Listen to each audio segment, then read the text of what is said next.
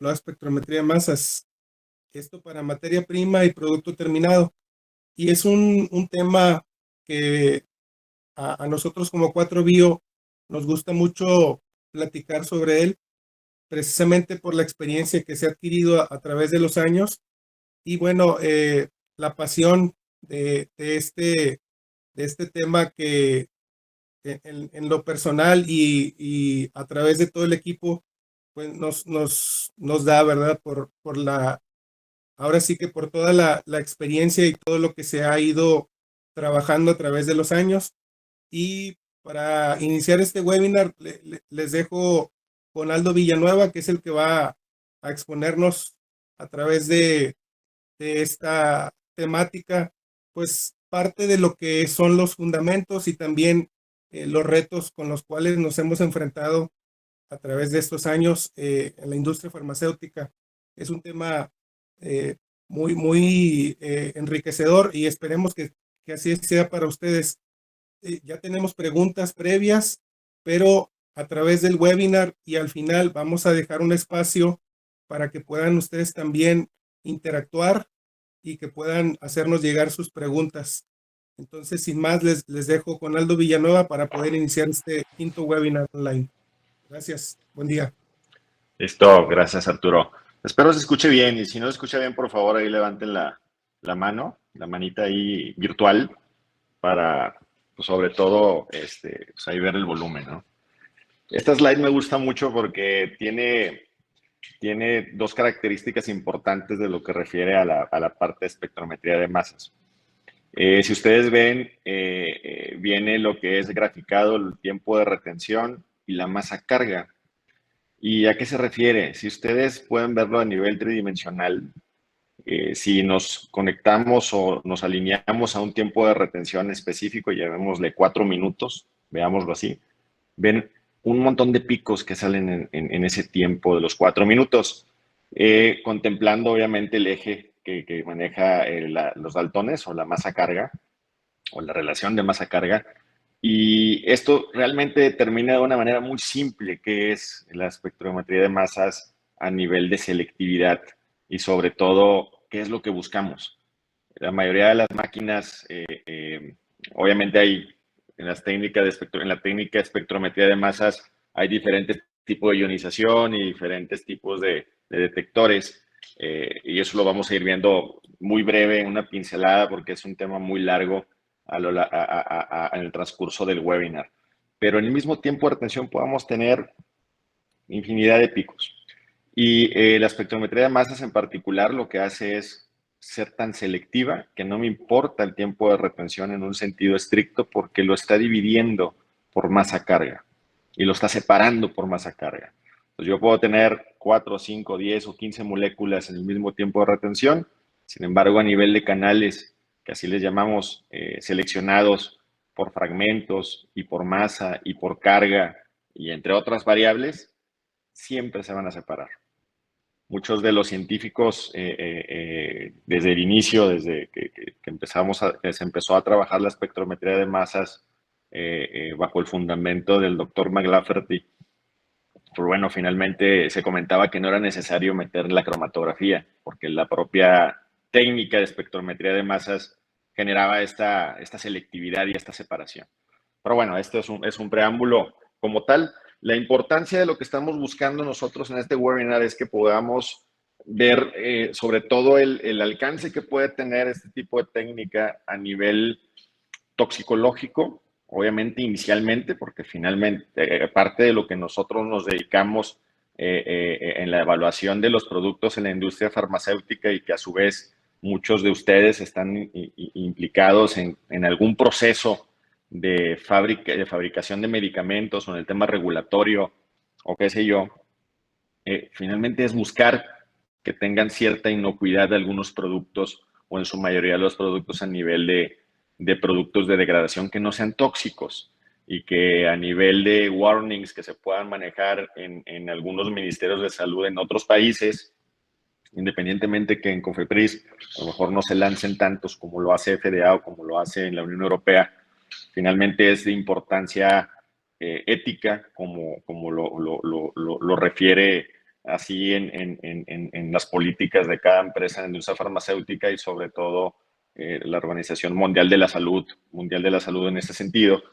Pues bueno, las guías de armonización establecen ciertos criterios, pero específicamente van enfocados a que estos productos de degradación o sustancias relacionadas que pudieran tener alguna toxicidad, pues las evaluamos de la manera correcta y se identifiquen de la mejor forma posible. ¿Puedes dar la siguiente slide, por favor? Vamos a ver una parte muy general de la teoría de espectrometría de masas, básicamente porque es un tema muy largo y maneja realmente a nivel fundamental. Nos tardaríamos más tiempo en poder tomar en cuenta estos fundamentos. Pero es una técnica espectroscópica. Básicamente permite que la determinación de las estructuras de cualquier tipo de molécula podamos evaluar de una manera selectiva. Tienen que tener ciertas peculiaridades que son las que vamos a ver más adelante para que podamos verlas.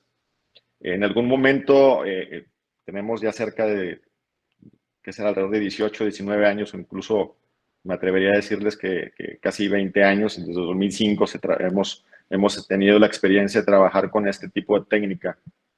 Y nos decían inicialmente, en aquellos tiempos cuando iniciábamos, los expertos con los que íbamos a ver los cursos, si tú le metes 1 kilo al equipo de una molécula de cierto, o sea, obviamente de cierto activo, y no está ionizada, no la vas a ver nunca.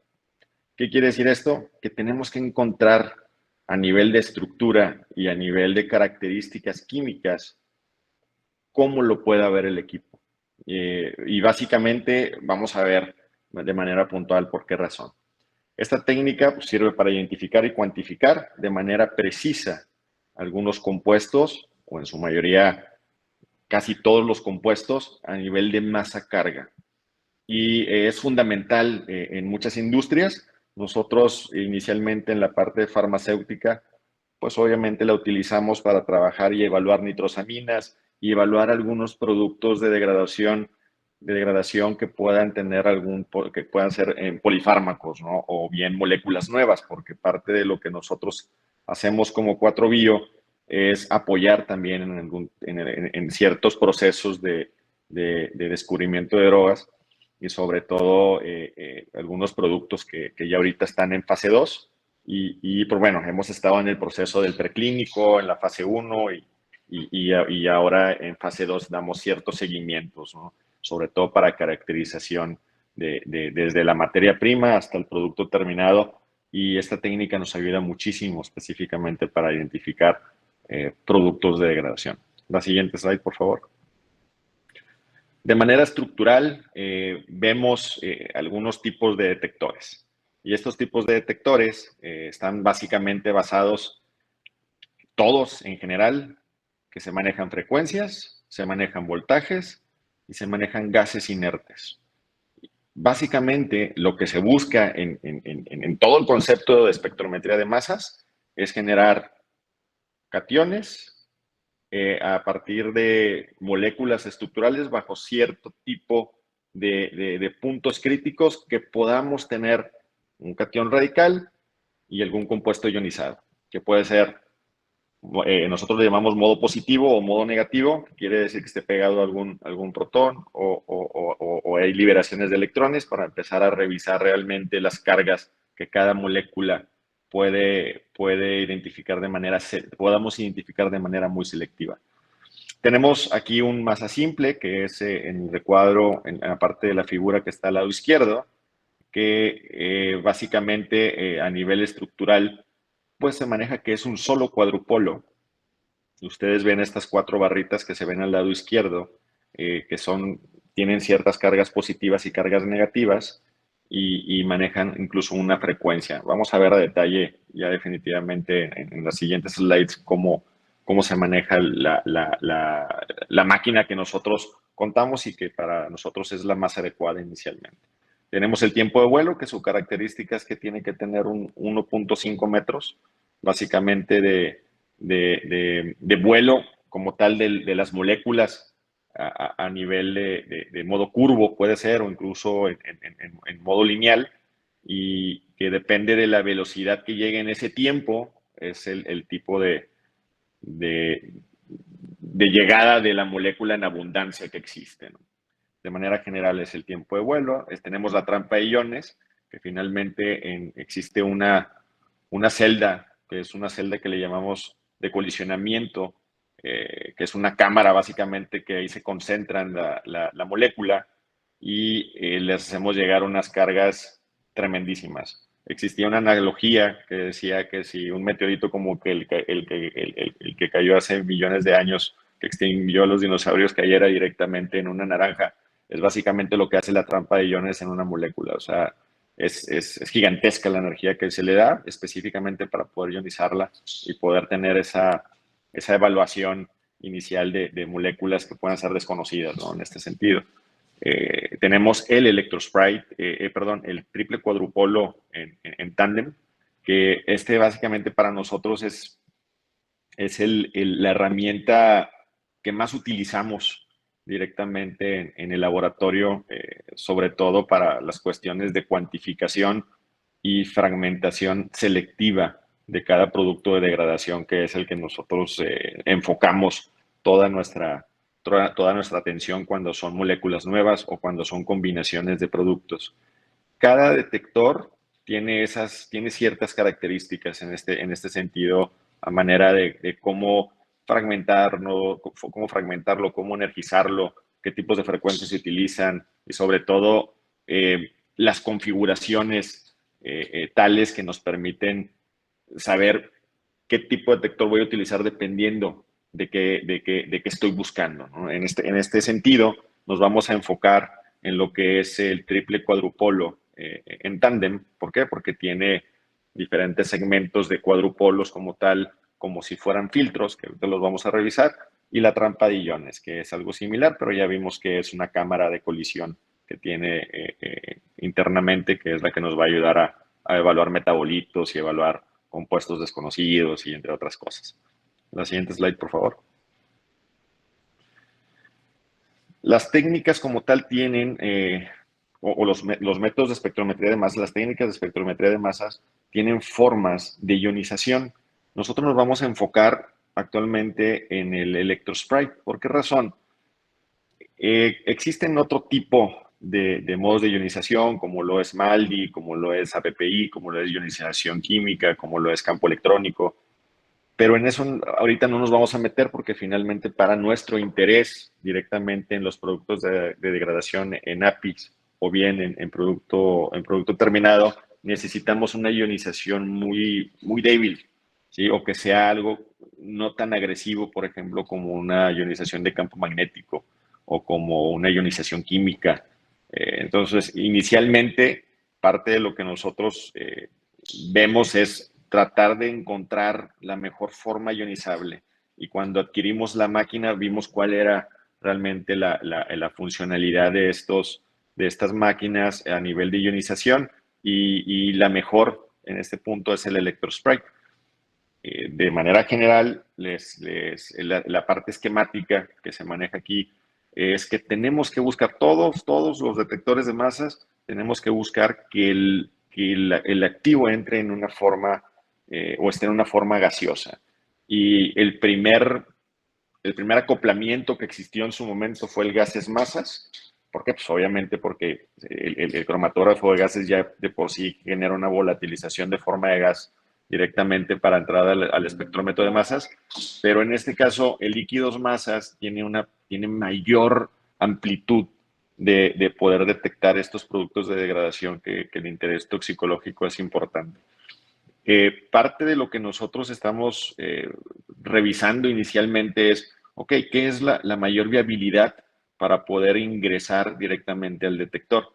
Y el cromatógrafo de líquidos, con esta mezcla de solventes que pudiéramos trabajar con acetonitrilo, metanol y ciertos ácidos débiles y bases débiles, tenemos que hacer una estrategia y sobre todo una factibilidad de viabilidad hacia dónde vamos, si lo vamos a trabajar sobre un modo positivo o un modo negativo.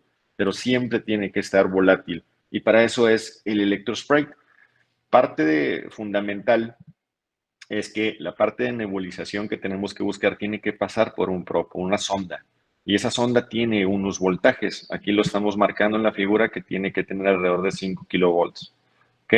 Y esos voltajes lo que va a ayudar es a cargar la molécula, básicamente. Y lo que vamos a buscar es que a nivel de temperatura, presión y energía se forme un sprite.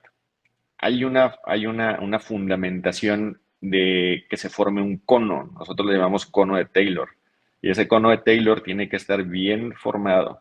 Muchos de los espectrometristas a nivel de tecnología de máquina, lo que buscan específicamente es que tenga una formación de las gotas lo más fina posible. Pero ¿qué creen? No solamente importa el sprite, sino importa el vacío que le estamos dando y sobre todo la temperatura. ¿Para qué? Para que se forme gotas mucho más pequeñas, y hay un proceso, una mecánica física que le llamamos explosión colúmbica. Y esa explosión colúmbica lo que hace es hacer las gotas mucho más pequeñas de tal forma que al momento de nebulizar prácticamente las moléculas se separen completamente en modo positivo. ¿Sí? O los cargamos de cierta energía positiva, específicamente para que pueda entrar al espectrómetro de masas. El espectrómetro de masas como tal tiene que tener un vacío mucho más intenso después de la fuente de ionización, que aquí le llamamos, es una barrera que es el curtain plate, que básicamente es un cono metálico, y el office plate, que es un plato cerámico. Cada uno de ellos tiene una función, y la función es la redirección específicamente de la molécula a la entrada del Q0, ¿no? En este sentido, o del primer filtro del equipo. Adelante. De manera estructural, igual de manera general, como lo expliqué el electrospray, porque lleva un fundamento mucho más intenso o mucho más largo. Vamos a ver aquí en este punto, centrémonos en la parte superior, y vemos, ven que se forma un cono en en la primera figura de la parte superior. Si ven la segunda marca, que es la flechita roja, ahí viene el cono de ionización, se carga de manera positiva y pasa a los cuadrupolos. Los cuadrupolos en este caso tienen que tener cierta peculiaridad. ¿Por qué razón? Porque cada cuadrupolo, si ustedes ven 4, 2 de ellos tienen que ser positivos y 2 de ellos tienen que ser negativos. Y aparte de eso, tenemos que meterles una frecuencia. ¿Qué es lo que va a provocar? En un principio yo les comentaba, aunque tú le coloques 1 kilo de API específicamente al equipo, si no está ionizado, no lo vas a ver. Nosotros tenemos que decirle al equipo qué tiene que buscar o en qué rangos de masa tiene que buscar. A ese rango de masa inicial, sobre todo, vamos a hablar de un paracetamol que pesa 157 daltones, 156, igual y me equivoco ahí en la cantidad de daltons, pero yo sé que voy a buscar esa unidad de masa. 157 si es modo positivo, un M más 1, 158 si es modo negativo, un 156. Todos los equipos tienen ciertas resoluciones. El triple cuadrupolo tiene una resolución de 0.05, 0.005 de unidades de masa. Y el tiempo de vuelo, o bien, el tiempo de vuelo es mucho más, es una masa mucho más exacta. Creo que ya es 301.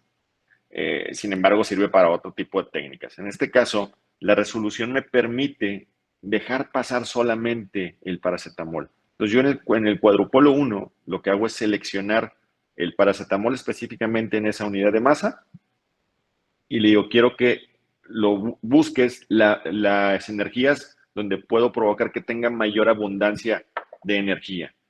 Y esa parte enérgica y esa parte de frecuencia que también nosotros modificamos en este cuadrupolo lo va a filtrar.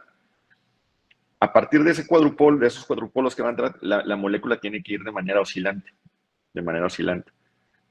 Se dice que en la parte fundamental se utiliza la segunda ley de Newton, ¿no? Que se explica una frecuencia y en base a esa frecuencia o esa energía que se le da, depende mucho del peso y de la carga de la masa, va a depender de su velocidad, ¿sí? Y aplicado a eso específicamente, nosotros tenemos que buscar la mejor energía y la mejor frecuencia posible para dejar pasar solamente esa molécula. Hay máquinas que lo hacen en automático, hay máquinas que te permiten identificar y hacerlo de manera manual. Para los productos de degradación es necesario hacerlo de manera manual. ¿Por qué razón? Porque tenemos que empezar a seleccionar y buscar la masa que estamos y revisando a nivel estructural que puede salir en mi caracterización completa. Ya que dejamos pasar directamente la masa, el resto de los daltones, el resto de las moléculas que no van a estar seleccionadas o no vamos a estar redirigiéndolas sobre específicamente frecuencias, energías, temperaturas, prácticamente se van a dispersar y solamente van a dejar pasar esa molécula directamente por los cuadrupolos. El triple cuadrupolo como tal, como lo ven en la parte de abajo, tiene 3 filtros. ¿Okay? Igual en la parte de arriba lo ven de la misma forma. Tenemos 3 filtros. Después de que pasa el Q1, sigue la celda de colisión. ¿Y la celda de colisión qué quiere decir? Que eso es lo que lo hace una técnica súper selectiva y de las mejores que hay. La celda de colisión tiene que interaccionar sobre un gas inerte. Y ese gas inerte específicamente tiene que chocar directamente con nuestra molécula de paracetamol. Y la molécula de paracetamol tiende a tener ciertas fragmentaciones. Hay reglas de fragmentación específicas que nosotros podemos deducir. Actualmente ya no lo hacen. Cuando nosotros empezamos a trabajar ya hace, como les digo, en el 2005, todavía la podíamos hacer manual y revisar realmente si era viable en base a ciertas reglas de fragmentación y las veíamos directamente en el equipo y tratábamos de hacer esa justificación de decir, ok, sí, es por este lado y por aquí se puede fragmentar y sí es lo que estoy viendo. Entonces, la celda de colisión, hay equipos que utilizan nitrógeno, hay equipos que utilizan argón o algún otro gas inerte, o nitrógeno y argón. Depende de la marca. En el caso de nosotros tenemos Sayex, que básicamente es nitrógeno, o Waters, que también utiliza argón. Pero bueno, es en este punto en particular donde hace que se fragmente y sea tan selectivo. Aquí es donde se genera la huella dactilar de cada molécula. ¿Por qué razón? Porque finalmente yo le doy la carga de energía que necesito, la carga de voltajes, la carga de frecuencias y la carga de gas de colisión que requiero. Y si ese fragmento que sale directamente en esta celda de colisión, yo lo detecto, lo reviso, lo cuantifico y le hago el MRM, que ahorita vamos a llegar a eso, es el único fragmento que va a haber en paracetamol. Aunque tenga 100,000 moléculas que pesen exactamente lo mismo, solamente voy a detectar ese fragmento. Esa es la gran ventaja de este tipo de técnicas. Y al final podemos tener lo que es el cuadrupolo 3, que ya es el MRM, que es la integración de la reacción de monitoreo múltiple, que lo que hace es un balance específicamente de cargas para poder decir, este ion molecular y este fragmento se corresponden. Y eso lo hacen por medio de métodos matemáticos como tal, ¿no? Llegan a un detector y el detector lo que hace es, en base a la aceleración que vimos hace un momento a nivel de frecuencias y voltajes, pues va a llegar en mayor abundancia y el detector lo va a estar viendo. Es un detector de tungsteno que bueno, tiene relaciones mínimas de detección a nivel de resolución para que puedan llegar a las cuentas por segundo de los daltones. Adelante. Trampa de iones es básicamente en los primeros y en los primeros puntos de filtros es exactamente lo mismo. La diferencia es la celda que se tiene inicialmente, que es el anillo de electrodo como tal, que lo que hace es acumular, en lugar de que la energía de los gases inertes lleguen y peguen a la molécula, lo que hacen es acumulo todas las moléculas del extracto probablemente o de esa porción de lo que estoy buscando a nivel de producto de degradación de ciertas moléculas, dejo que lleguen y que se acumulen y le meto una energía tremenda de energía, una energía tremenda de voltajes, básicamente para que podamos ver todos los metabolitos que puedan estar viéndose o todos los productos de degradación que se pudieran formar en ese punto los más abundantes, básicamente. ¿Okay? Y el resto del detector es exactamente lo mismo que el triple cuadrupolo. Adelante. Yo les comentaba hace un momento que la parte de las técnicas a nivel de líquidos pues es lo ideal, ¿no? Tenemos que ver los analitos que sean lábiles, algunos compuestos polares que no se derivaticen, porque esa es una parte que estamos buscando, que no se derivaticen. Si lo metes por cromatografía de gases, es una complicación que tienes que derivatizar muchos de los componentes. Los análisis de masas pues, son más significativos. Y la reducción del tiempo de limpieza obviamente es brutal, ¿no? En diferencia a otras técnicas que hay, ¿no?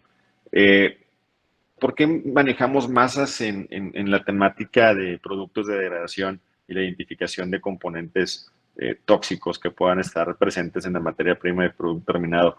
Bueno, finalmente nos sirve mucho para tener una porción de la elucidación estructural. Es una edición, básicamente. Hace tiempo nos llegaron unos clientes que querían que hiciéramos una elucidación completa de la estructura, solamente con una técnica. Es inviable. La espectrometría de masas por sí sola no puedes elucidar totalmente la estructura. Tienes que tener diversas técnicas. Resonancia magnética nuclear y de carbonos, infrarrojo, obviamente ver ciertas absorbancias en UV y qué sé yo. Entonces es una integración completa. Si pudiéramos darnos una idea de por dónde ir y si buscamos realmente a nivel estructural qué fragmentos son los que pudiéramos estar viendo por ciertas vías de degradación, pues adelante, ¿no? Pudiéramos tener alguna línea de trabajo importante si ya vemos cómo pudiera derivarse esa vía de degradación que es clave, ¿no? En el caso de las oxidaciones o fotólisis. Mucho de lo que hacemos nosotros es integrar la cromatografía de líquidos de UV o PDA al masas, específicamente para alinear los picos de elusión. Adelante.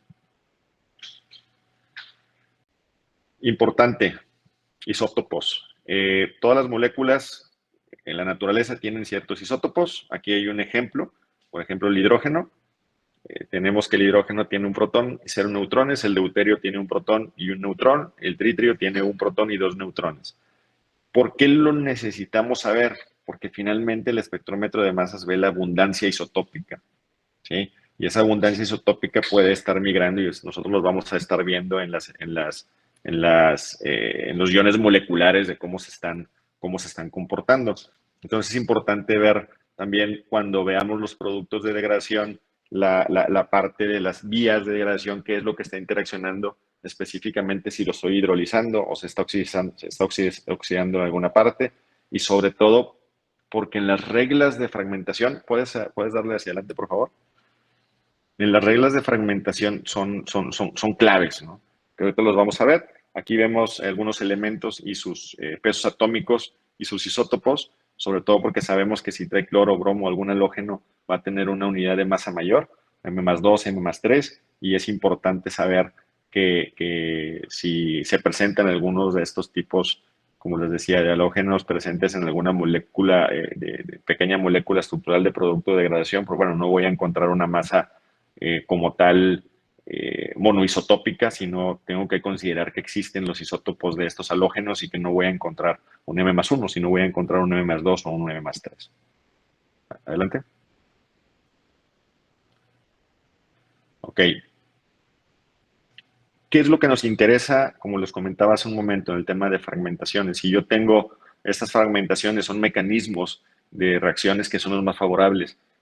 Si la mayoría de aquí son químicos o traen un conocimiento mínimo básico de química orgánica, toda la parte estructural al momento de los electrones, de los carbonos, hidrógenos, buscan una estabilidad. Y esas estabilidades, si no se presentan, pueden existir diferentes formas de, llamémoslo así, de rupturas, en este caso, ¿no? Que son las que vamos a estar viendo. Adelante. Las vamos a ver de una forma muy general, las rupturas ahora en este punto. Multiple Reaction Monitoring, que es lo que vimos hace un momento, que es la integración de los fragmentos directamente con el ion molecular en base a las frecuencias y velocidades de energía de las cuales el equipo a nivel matemático los va a estar integrando y siempre me va a decir que realmente el fragmento corresponde a ese activo, a ese ion molecular que yo estoy buscando. Adelante. Fragmentos pares, fragmentos impares. Hay fragmentaciones homolíticas y heterolíticas como tal. Y esto es lo que les comentaba a nivel de la estructura orgánica, de cómo se busca que la regla electrónica siempre busque esa estabilidad. Los grupos benceno, los grupos arílicos, siempre cuando metemos al espectrómetro de masa se va a formar un radical y una carga neutra. Entonces, la carga neutra nunca se va a ver, jamás se va a ver en el espectrómetro de masas, siempre se va a ver solamente la porción más grande, que es la ionizable, que obviamente al momento de romper en el fragmento y se genera un radical, va a quedar un electrón libre, que es el que se va a ver siempre como modo positivo, o bien modo negativo si fuera que la fase móvil tengamos grupos oxidrilos o en modo positivo abundancia de protones en una fase móvil ácida. Adelante. No me voy a meter tanto tema en esto, básicamente porque ya el tiempo está corriendo, pero hay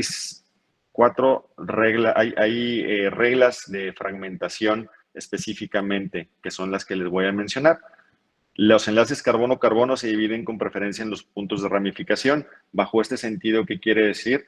Que todos los carbonos terciarios van a ser más estables que los secundarios más estables que los primarios, y siempre al momento de fragmentar se va a buscar esa lógica. ¿Ok? Radical, y el radical que no se va a ver, que siempre va a ser quizás la cadena más larga en este sentido, y el ion que se fragmenta, o más bien la molécula que vamos a estar viendo, que es la que genera más estabilidad con electrón libre, ¿no? Adelante.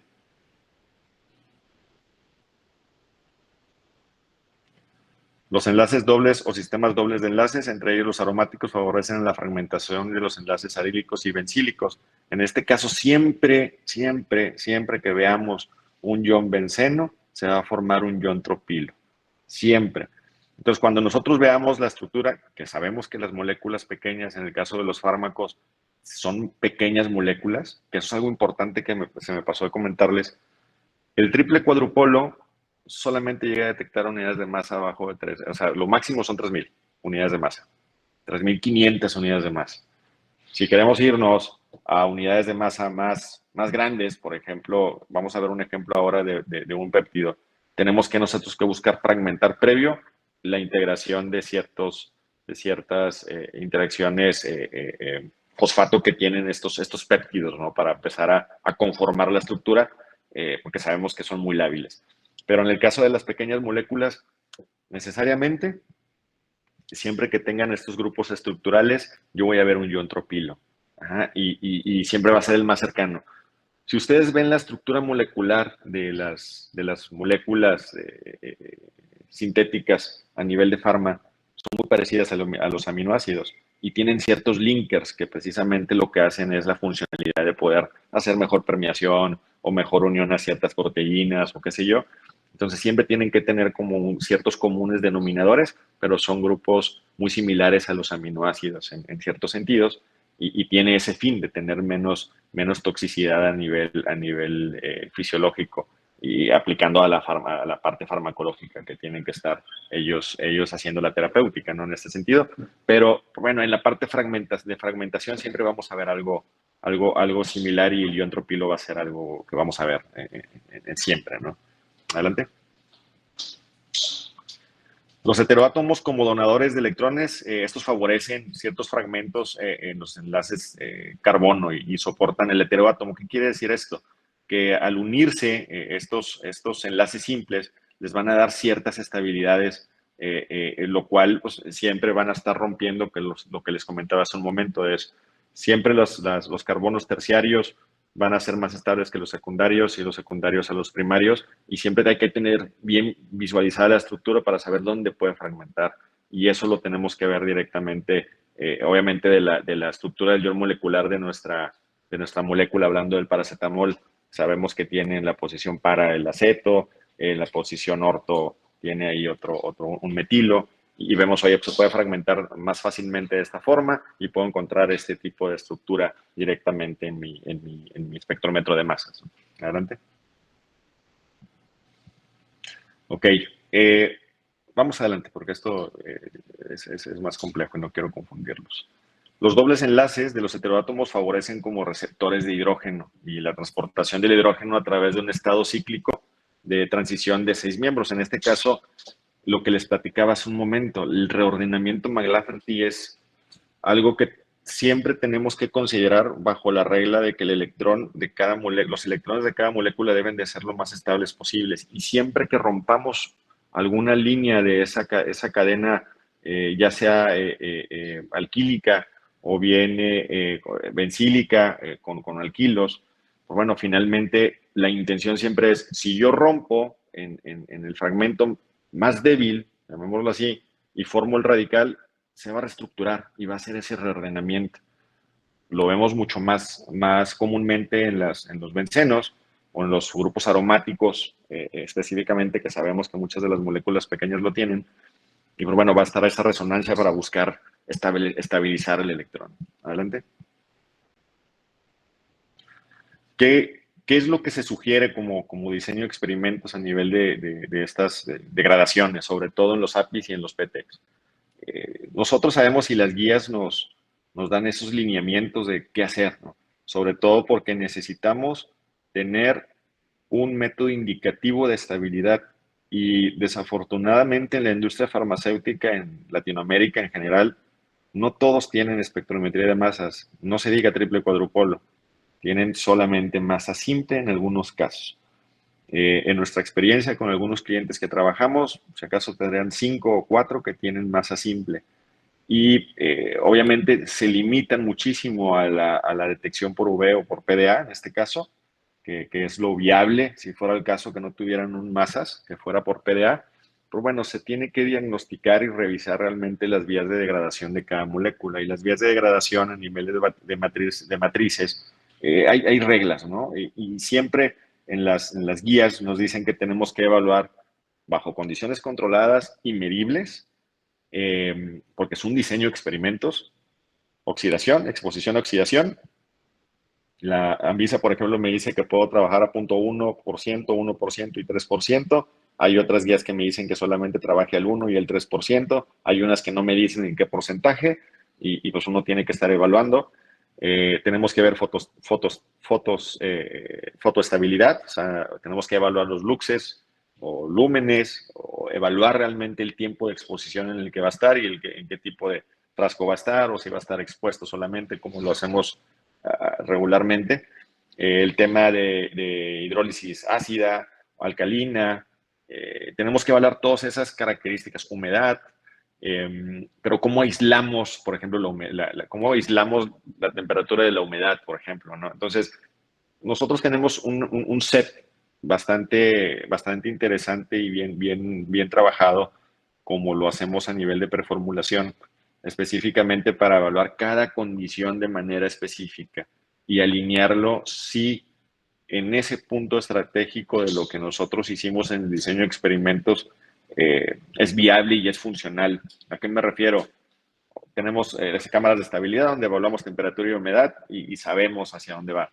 Tenemos evaluaciones que podemos hacer directamente con sets de diferentes pHs para evaluar directamente la atribución de ese producto de degradación a ese pH en particular o la formación de algún producto de degradación en combinación con algún excipiente, por ejemplo, ¿no? Que eso también lo hacemos a nivel de mezclas binarias, específicamente para aterrizar realmente si la compatibilidad con ese activo y ese excipiente son viables o no en las condiciones ácidas, en las condiciones de temperatura o bien por sí solas.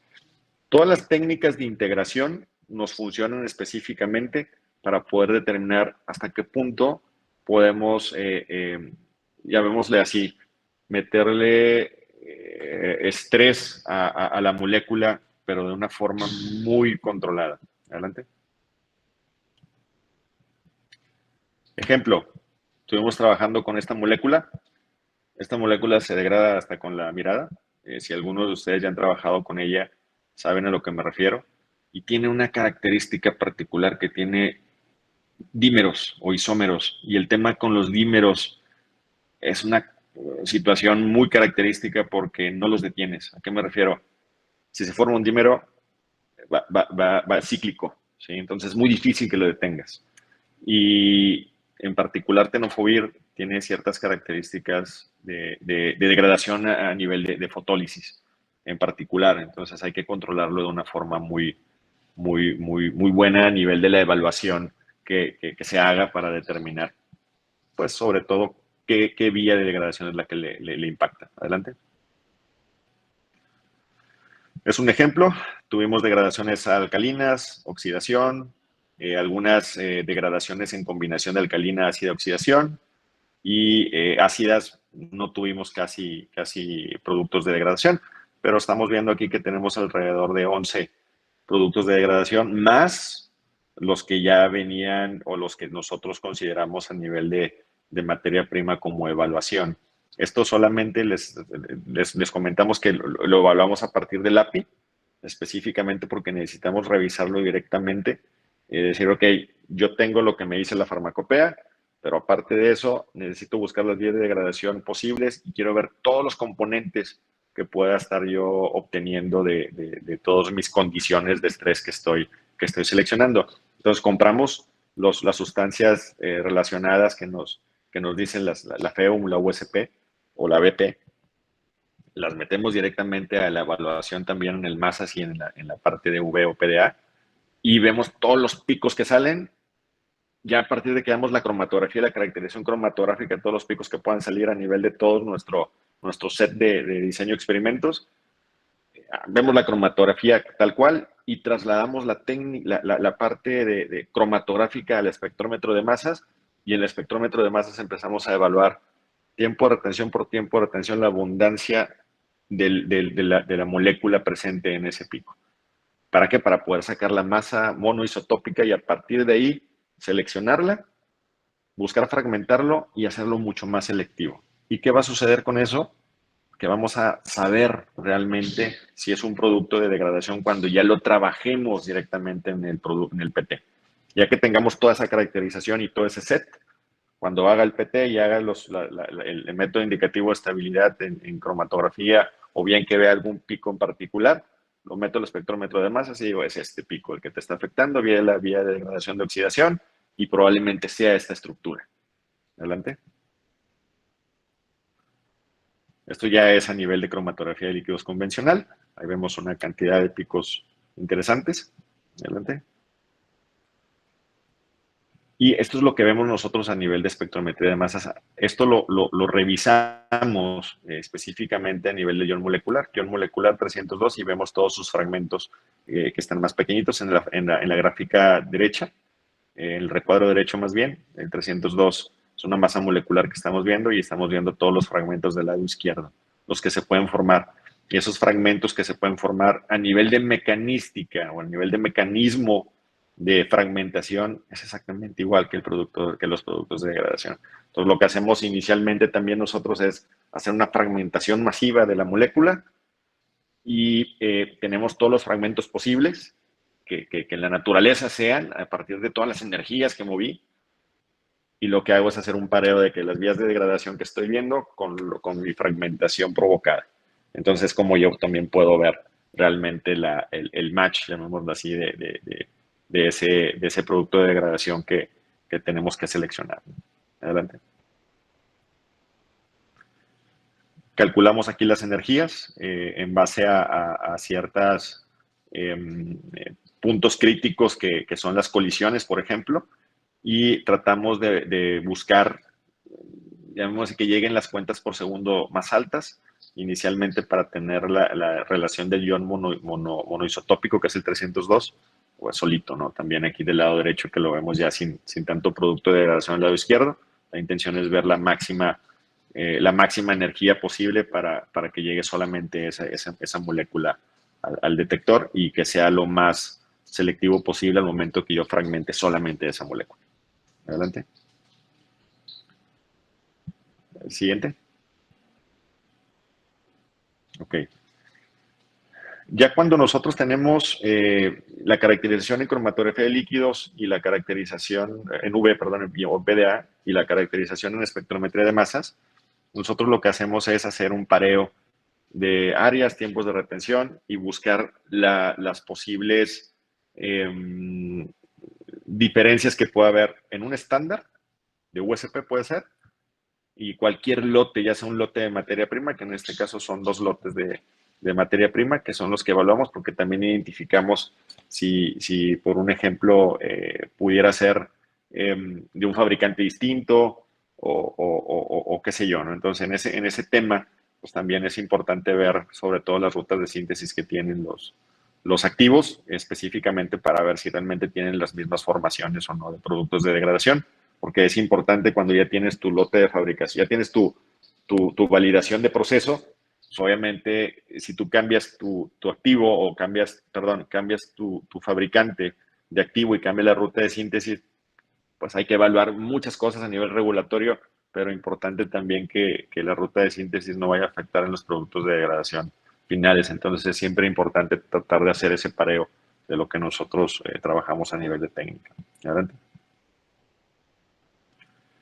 Esto ya es la finalización básicamente de la cromatografía a nivel de espectrometría de masas, ya teniendo un pico muy resuelto, teniendo cada uno de los canales diferenciados. Aquí en este caso vemos 4 canales solamente. ¿A qué me refiero canales? Son 4 transiciones distintas, 4 fragmentos distintos, 4 vías de degradación distintos en un mismo cromatograma. O sea, ustedes lo ven por separado porque lo separamos por canales, pero realmente difieren de 0.1 de unidad de masa cada tiempo de retención. Quiere decir que están en la misma línea del tiempo de retención, ese producto de degradación, pero son diferentes vías de degradación, que eso es importante, porque en una cromatografía convencional no los vas a poder separar. Y tú vas a creer que es uno solo y van a sumar los picos y te va a hacer estragos ahí a nivel de calcular el porcentaje, ¿no?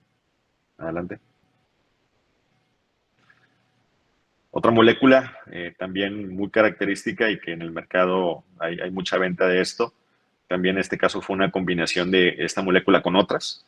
Y nuestra principal reto era buscar los principales vías de degradación a nivel de fragmentación a partir de unas cromatografías que ya nos había enviado el cliente. Y en este caso lo que hicimos fue buscar las rutas de degradación posibles específicamente para esta molécula y establecer a nivel de pesos moleculares la búsqueda real de cuál de estos productos de degradación son viables específicamente para poder identificarlo y decirle al cliente, esta molécula es la que más se parece, es el mismo tiempo de retención que tú tienes y es esta vía de degradación que estamos obteniendo. Y obviamente corresponde con la columna que ellos nos mandaron, con la fase móvil que ellos nos mandaron, tiempo de retención que nos mandaron de identificación y ya nada más les dijimos, esta es la molécula, este es el peso molecular y estos son sus fragmentos. Y se les podía hacer unas evaluaciones o más bien análisis más adelante de los productos de degradación que ellos obtuvieran a partir de los productos de estabilidad, específicamente que no saliera este producto de degradación. ¿Por qué razón? Porque tiene un warning en FDA y a nivel toxicológico era importante estarlo monitoreando. Adelante. Específicamente para esta molécula que es betametasona, tuvimos una buena cantidad de productos de degradación. Si se dan cuenta, son alrededor de 17 productos de degradación posibles. Son un endemonial específicamente porque es una molécula más grande. Y pues obviamente cada una de las estructuras tiene algunas energías distintas, otras son muy iguales. Sin embargo, el Q1 y el Q3, pues bueno, ahí es donde diferenciamos directamente que sea la parte selectiva para ese activo y cada uno de sus productos de degradación obtenidos. Adelante. Esto es lo que vemos en un espectrograma. Si se dan cuenta, son muchísimos picos, demasiados productos de degradación de SPT que nos enviaron y la intención era revisar realmente lo correspondiente y específicamente a ese pico toxicológico, ese pico que pudiera tener una repercusión toxicológica ya a nivel de regulatorio. Adelante. La cromatografía, si ustedes alcanzan a ver ahí, vemos, esto es ya en la parte de espectrometría de masas directamente. Igual vemos los picos relacionados. Esta cromatografía es muy similar a la que se tenía en la parte de cromatografía convencional. pero bueno, estos picos que vemos aquí, estos dos en medio de la figura, si ustedes ven, es una formación de un isómero de aldehído de betametasona. Entonces, ahí los podíamos separar perfectamente bien y la correspondencia en abundancia isotópica se ve en la parte inferior de la gráfica, ¿no? Adelante. Este es otro ejemplo. Igual este es otro producto de gradación que vimos, igual de betametasona con otra combinación, pero como ya teníamos la base de datos específicamente todos los productos de gradación específicos, pues bueno, ahí nos mencionó, no, lo que vimos fue otra estructura distinta y vemos también la abundancia de los productos de degradación en este caso, que básicamente manejaban 2.51 y 16.69. Adelante. Y aquí están todos los productos de degradación que se veían en SPT. Específicamente, como los ven en diferencia, son colores. Cada color tiene un canal de fragmentación y ionización. Aunque se hagan al mismo tiempo retención, son moléculas distintas que difieren de ciertas unidades de masa que nos permite que las degradaciones en particular, pues bueno, sean eso, ¿no? Sean de una vía de oxidación o ácida o alcalina. Adelante. Progesterona, mismo caso. Todos los productos de degradación y en particular traíamos este producto que estaba a cerca de los 19 minutos, que la intención era evaluarlo, ¿no? En este sentido, a nivel de espectrometría de masas, pero bueno, también desconocían en mucho sentido cuál era la probabilidad de que encontráramos un producto más tóxico en ese sentido, y nosotros hicimos toda la evaluación en reversa de lo que habían hecho, cuál es la combinación de activos de activo excipiente que tenían, y sobre todo tratar de revisar en el transcurso del tiempo y los expedientes que tenían, qué tanto incrementaba ese pico en ciertas condiciones, ¿no? Adelante. Y bueno, aquí estos son péptidos. Igual con los péptidos tuvimos que hacer una fragmentación muy específica alrededor de los 770 unidades de masa y básicamente su estructura nos permitió hacer las conformaciones de cada una de ellas porque son los mismos pesos moleculares en cada fragmentación y en base a eso nos permitía evaluar algunos productos de degradación que nosotros estábamos buscando, que en particular son 561 y 636 los que estábamos buscando. Adelante. Pues bueno, hasta aquí es un tema muy largo. La realidad es de que con 1 hora o 45 minutos es muy complejo que puedan ustedes, pues a lo mejor, tener una comprensión muy fina en este sentido, pero parte de lo que se está buscando es generar, pues más adelante, cursos más claros sobre estos puntos críticos y el interés profesional que tenemos nosotros es sobre todo para poder determinar qué productos tóxicos puede estar teniendo tu fórmula y sobre todo que tengamos esa transparencia de poder hacer una transferencia analítica directamente en tu laboratorio. Y esto bajo el sentido estricto de que puedas tú identificar a partir de nuestra caracterización selectiva y única de lo que es esta técnica, bueno, sea viable que tú lo puedas identificar a lo largo de la vida de tu producto, o por lo menos del registro mientras tengas ese mismo fabricante o tengas esa misma fórmula.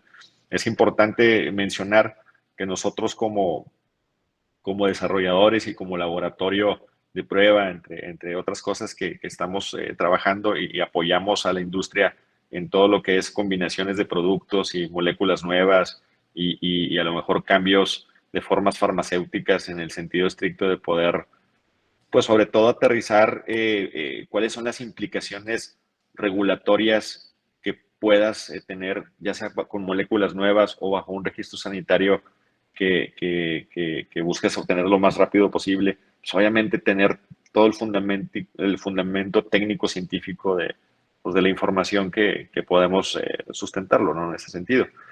Pero bueno, no sé si tengan ahí algún comentario, Jimena, Arturo. Y muchas gracias, Aldo, por esta presentación. Y pues bueno, queremos invitarlos ahora sí que a esta sesión de preguntas. No sé si por ahí nuestros participantes e invitados tengan alguna pregunta, si la pueden hacer abiertamente o si nos pueden escribir ahí a través del chat de este webinar.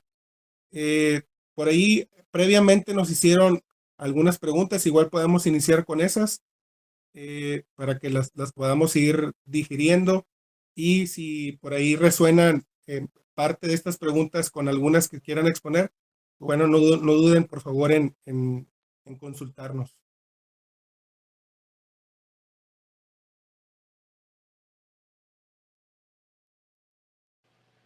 Mira, había una de las dudas que revisé, sobre todo traen dudas de qué pruebas se pueden realizar, ¿no? Y ese punto, como les mencionaba en un principio, o sea, estratégicamente hay ciertas normativas que te guían sobre qué tipos de evaluaciones tienes que hacer. Sin embargo, nosotros tenemos que pensar mucho más allá de lo que la regulación o la ley o bueno, las guías nos piden, ¿no? De manera convencional, pues, nos recomiendan realizar los procedimientos de degradación controlada, ¿no? Y pueden ser exposición o condiciones como luz, calor, pH, oxidación, hidrólisis, entre otros. Sin embargo, siempre hay que pensar más allá de lo que podemos estar haciendo, ¿no? Yo por eso les comentaba, oye, bueno, ¿cómo, qué tanto es extremo, por ejemplo, el calor? En el caso de tenofovir, manejábamos ciertas temperaturas porque así lo teníamos como proceso y procedimiento estandarizado. ¿Y qué creen? Desafortunadamente, cuando trabajamos con tenofovir y otras 2 o 3 moléculas, la misma temperatura degradaba a los degradantes.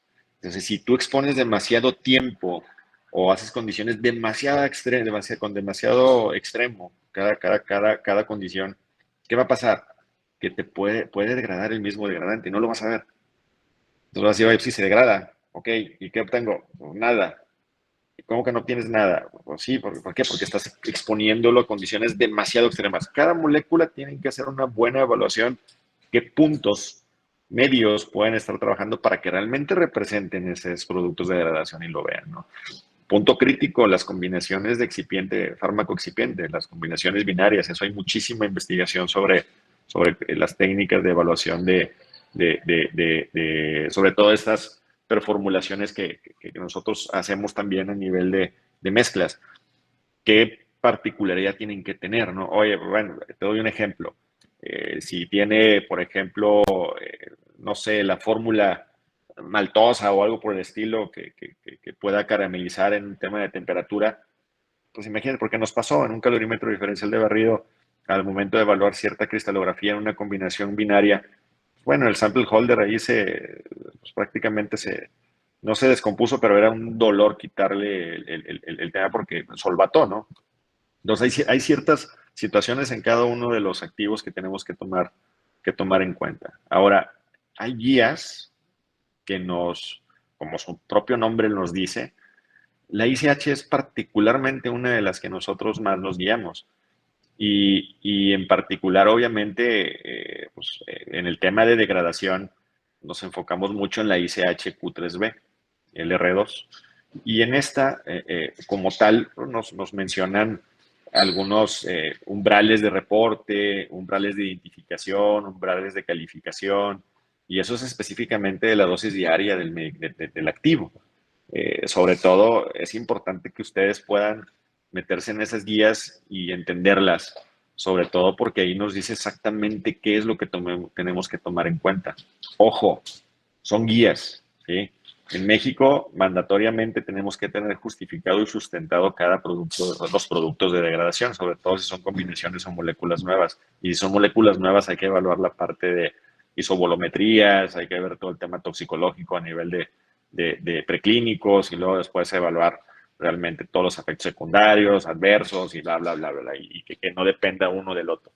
Entonces, parte de lo que en México se hace, que es muy poco el tema de drug discovery, es más combinaciones de moléculas nuevas o algunos genéricos que quieren a lo mejor cambiarle su forma en el tema de desarrollo, de hacerlo dispersión sólida, meterle liposomas y empiezan a ver otro tipo de cosas que la viabilidad de la biodisponibilidad quizás del producto es mucho más eficiente, pero hay que evaluar este tipo de cosas, ¿no? Identificar realmente si trae alguna interacción más allá solamente de ayudar a lo mejor a aumentar una biodisponibilidad o aumentar la forma de generar una terapéutica, sino es cómo evalúo realmente que no me va a interaccionar a nivel toxicológico el producto.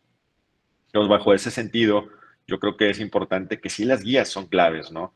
Y esta ICH Q3B R2 viene específicamente qué tenemos que hacer, ¿no? Y sobre todo cómo calcularlo. Pero también depende mucho de tu evaluación a nivel de método indicativo de estabilidad y cada cuánto lo dejes en tus tiempos, en tus cámaras de estabilidad y que evalúes, ¿no? Entonces yo creo que eso sí es importantísimo que lo puedan ver. No sé si hay más dudas. Si tengan alguna pregunta adicional.